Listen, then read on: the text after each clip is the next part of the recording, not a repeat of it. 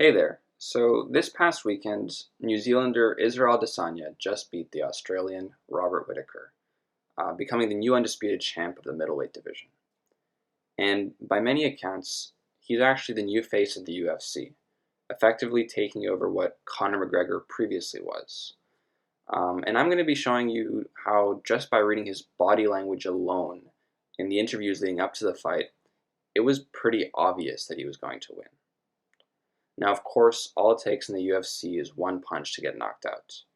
But from being in athletics once myself, I know from experience that 90% of the time, the battle is won before the actual fighters enter the octagon. So we'll be looking at the interviews of the two fighters, all of which are given, by the way, within a week before the fight.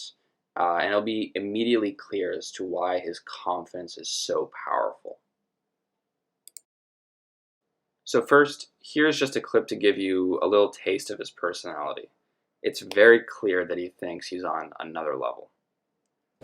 I've been a dancer my whole life, and when you're a dancer, you know how to freestyle. So for me, when I'm in there, shit just happens, and I just roll with the flow. A lot of people don't know how to open that chakra block, and they don't let themselves flow fully. But I just, as a dancer, I know how to freestyle, play a beat, and I'll kill it like I know the beat, you know? See what I mean? He's just beaming with confidence. Another thing to take note of is how he uses the power of visualization. He feels like he can literally see things before they even happen. After the fight, when it's all said and done, when I create that energy in the place that erupts, that's when I bask in it. That's, I bask in the ambience, and I'm just like, wow, fuck, and I really just, I'll do it at the weigh-ins as well. I normally do it because I know the weigh-ins is going to get packed, so I get to this is all for me. I'm making this happen, and it's symbolic. Like I said, I started the game at level 2. These guys are just loading. What's the vision from here?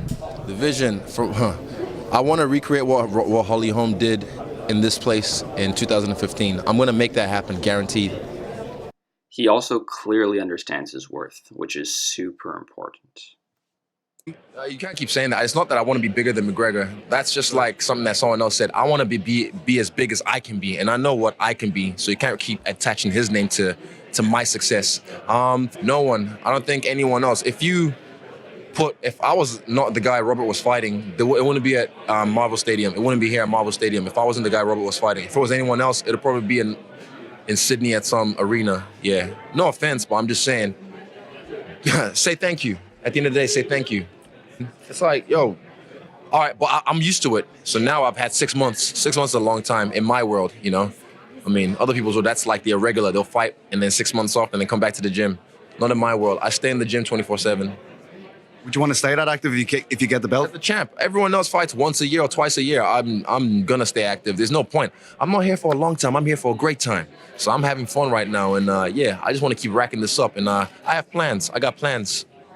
I'll make that person MMA, guaranteed. I'll make that person the UFC. That's why I said this is where I'm gonna end my career. People think, that's why I said, come on, man.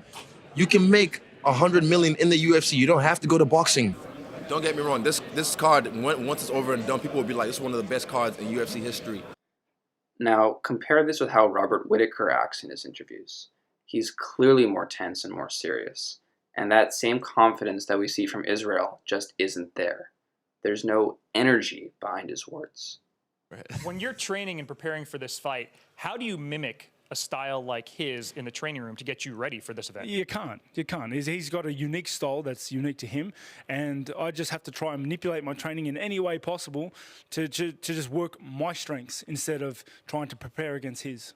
Okay, so let's say there needs to be a plan B. We've established it's largely going to be a stand-up fight. All fights start standing up, so but let's say it doesn't go well. Do you have a plan B to clinch him, to take him down, to start to use some of the ground positions? 100%. I've been working my ground game extensively throughout my career. It's just, I've just never needed to use it. If I see a takedown in this fight, I'm going to take it there. I'm going to go into this octagon, and I'm just going to take the fight wherever I want it. You know he doesn't believe that. Now, the next thing to bear in mind is that Robert Whittaker compliments Israel way too much.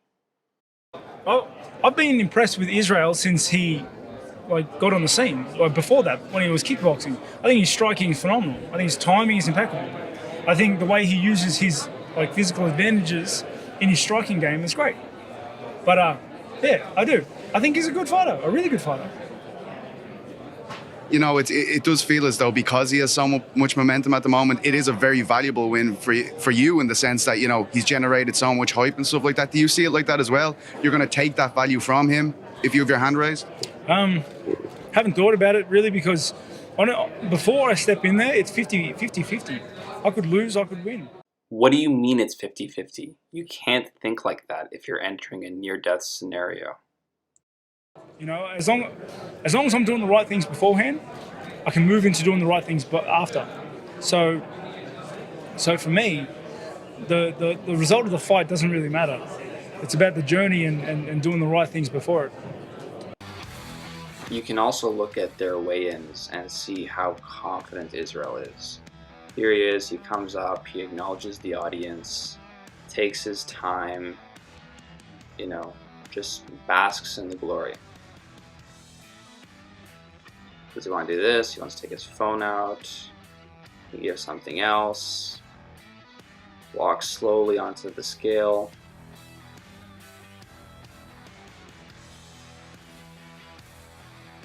Kisses, you know, just has fun in the moment.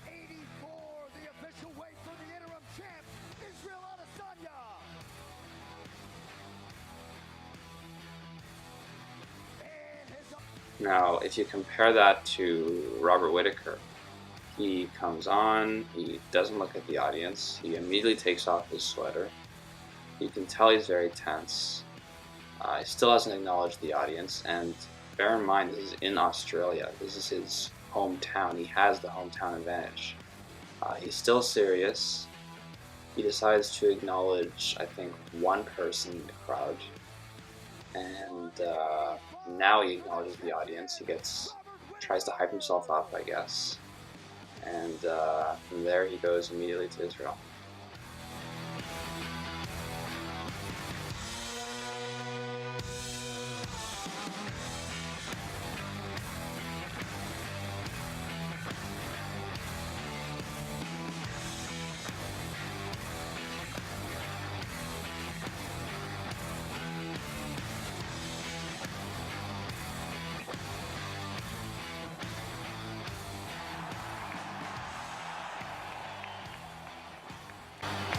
All right, we step over here and talk to the interim champion, the last style bender, Israel Adesanya. It has been a remarkable run to UFC Gold and Glory for you. Just an intense stare down there with Robert Whitaker. What did you say to Robert? Final words. I just spoke some Yoruba to him. I just wanted him to feel me. But man, I mean, 2015, when this was Etihad, I remember being way up there. I watched him fight as well. So I remember watching and thinking, this is gonna be me one day. I was in the nosebleeds, and now I'm about to make his nose bleed.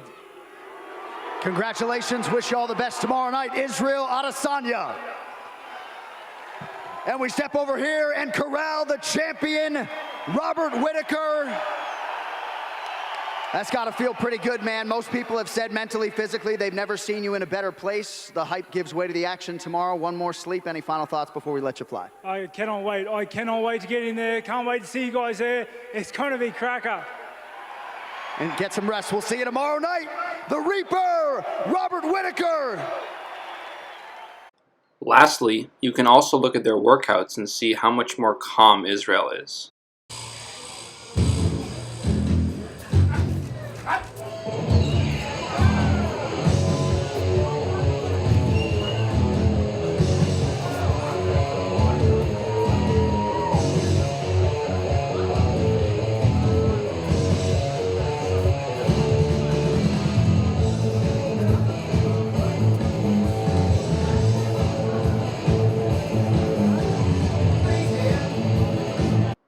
So there you have it. It was Israel's confidence that largely led him to win the fight.